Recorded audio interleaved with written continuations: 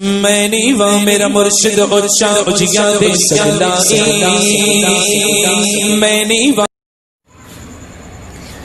بسم اللہ الرحمن الرحیم۔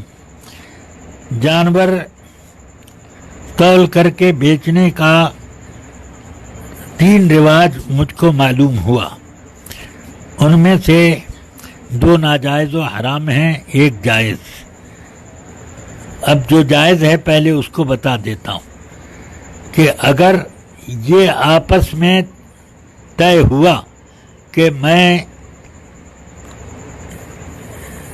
مثلا 400 روپیہ کلو کے حساب سے خرید لوں گا، تم اس کا پورا وزن کر کے مجھے بتاؤ کتنا ہوا۔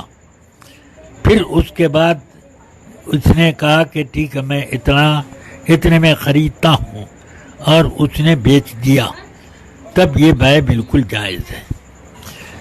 لیکن اگر یوں کہا کہ میں 400 روپے کے اعتبار سے 400 فی کلو کے اعتبار سے اس پورے جانور کو میں نے خریدا، اس نے کہا کہ میں نے بیچا، تو یہ بیع ناجائز ہوئی، کیونکہ جب خریدا اور بیچا اس وقت نہ دام معلوم ہوا کہ کتنا ہوا ٹوٹل، اور نہ یہ کہ مبیع معلوم ہوئی کہ کتنی وزن دار۔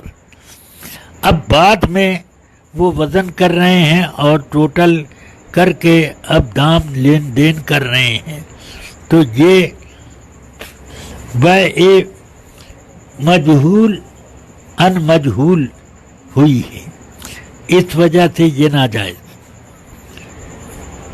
ہاں اگر بھاؤ طے کرتے وقت یہ کہا کہ 400 کے حساب سے ہے، اور جب خریداری کرنی تھی پورے جانور کو وزن کر کے 400 کے حساب سے اس نے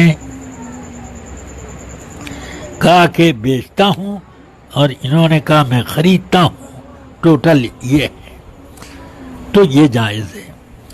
تیسرا طریقہ یہ کہ اس جانور میں جتنا گوشت ہے وہ میں نے 500 روپے کلو کے حساب سے خریدا، اور اس نے کہا میں نے بیچا، اور جانور ذبح کیا گیا۔ اب اس میں مثلا 10 کلو گوشت نکلا، تو اب 5000 اس کا دام اس نے لگایا، بیع پہلے ہو چکی، وہ بیع مجہول ناجائز و حرام، نہیں معلوم کہ کتنا گوشت نکلے گا اور ٹوٹل کتنا پیسہ ہوگا، اور جانور ذبح کر دیا گیا۔